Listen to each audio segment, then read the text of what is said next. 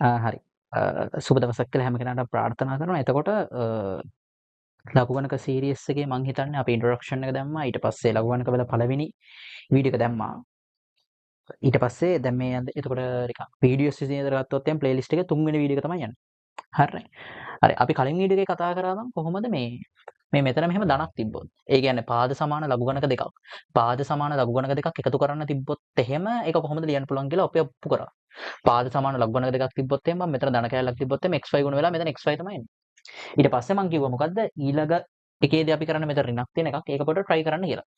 හරි try කරේ නැත්නම් ඔයා වීඩියෝ එක බලන්න කලින් මම ඔයාට රෙකමන්ඩ් කරන්නේ ගාන හදන්න කියලා. පුළුවන් තරම් උත්සාහ කරන්න කලින් එකම තමයි. ඇත්තටම يعني ඉතාමත් පොඩි දේවල් වල පොඩි දේවල් ටිකක් තමයි වෙනස් වෙන්නේ. ඒ හැර සම්පූර්ණ කම්ප්ලීට්ම ගානේ නිකන් අර ෆ්ලෝ එක එකම එකක් තමයි තියෙන්නේ. හරි. වැඩි කතා නැතුව ගානට යමු. පළවෙනිම අපිට කියනවා මොකද්ද? මෙන්න මේක සාධනය කරන්න කියලා. මේක තමයි අපිට සාධනය කරන්න ඕනේ.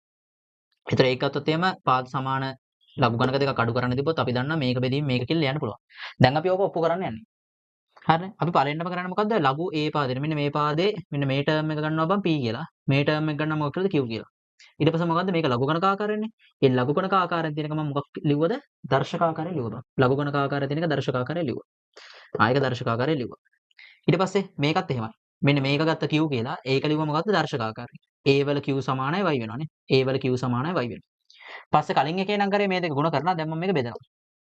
එක බෙදීම දෙක ගන්නවා. ඒක බෙදීම දෙක ගද්දි මොකද වෙන්නේ? වම් පැත්ත වෙනම බෙදනවා දකුණු පැත්ත වෙනම බෙදනවා. වම් පැත්ත බෙදෙද්දි මොකද වෙන්නේ? AP බෙදීම මොකද්ද බං AQ. AP බෙදීම AQ. මේ පැත්ත මොකද වෙන්න ඕනේ? X බෙදීම y. X බෙදීම y වෙලා තියෙන්නේ. හරිනේ.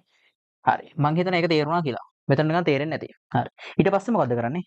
අපි දන්නා පාද සමාන සංඛ්‍යා දෙකක් බෙදන්න තියෙද්දි මෙන්න මේ බල ටික අඩු කරන්න පුළුවන්. මේ බලය අඩු කරලා ලියන්න පුළුවන්. එහෙනම් මේක ලියන්න පුළුවන් කොහොමද බං? A ගේ මොකද්ද? P ඍණ Q නේ බං. P ඍණ Q. මේක x බෙදීම y ම තමයි. හරි. දැන් මම කරන්න බං මේකට ලඝු දානවා. මෙන්න මේ කැලේ ලඝු දානවා. මේකට ලඝු දැම්මත් කොහොමද ලියන්න පුළුවන්ද? ලඝු A පාදයට x බෙදීම y සමාන වෙනවා. මොකටද? P ඍණ Q ට. P ඍණ Q ට. P ඍණ Q ට. හරි. දැන් ආයේ දැන් මම පොඩ්ඩක් මෙන්න මේක අනිත් පැත්ත හරවලා ලියනවා. P ඍණ Q මේ පැත්තට දැම්මා මේක මේ පැත්තට දැම්මා. හේතුව අපි සාමාන්‍යයෙන් බං මේක මේ පැත්තට දාලා මෙහෙම ලියන්නේ නැහැ නේ. මෙහෙම ඒ කියන්නේ මෙහෙම අඩු කරන්න තිබ්බොත් හරිද? මෙහෙම අඩු කරන්න තිබ්බොත් මෙහෙම ලියනවා කියලානේ කියන්නේ. ඒක නිසා මම පොඩ්ඩක් මේක අනිත් පැත්ත හරවලා P ට දානවා මොකක්ද? මොකද්ද මම P කියනවා ලඝු A පාදයට x. Q ට දානවා මොකද්ද? ලඝු A පාදයට y. සිම්පල්. හරි. සරලව තේරෙනවනේ ඉතින් කලින් හදපු ගානම තමයි මේකේ තියෙන විශේෂත්වය අරකේ ಗುಣ කරන්න තිබ්බ එකම දේ මේකේ බෙදන්න තිබ්බ.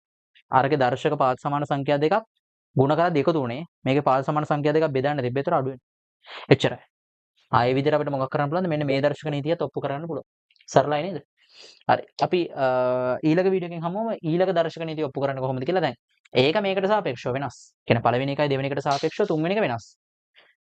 හරිද? මොකද ගානේ බැලු මෙතනනේ ඒකේ පද දෙකක් කියලා නේ එක පදයක් තියෙන්නේ. ඒක පොඩ්ඩක් කල්පනා කරන්න. ඒක පොඩ්ඩක් කල්පනා කරන්න. හැබැයි මේ විදිහටම තමයි. ආදේශයක් දාන්න දෙනවා පොඩ්ඩක් එහෙට මෙහෙට කරලා බලන්න උත්තරේ try කරන්න. අපේ කලින් වීඩියෝ එක බැලුවේ නැත්නම් ඔකට මේ මෙතන තියෙන කාඩ් එක පාවිච්චි කරලා මේ වීඩියෝ එක බලන්න පුළුවන්. එහෙනම් අපි ඊළඟ වීඩියෝ එකෙන් හම්බෙමු. ඔව්. ඊළඟ එකෙන් හම්බෙමු. ඊළඟ එකෙත් මේ වගේම තමයි.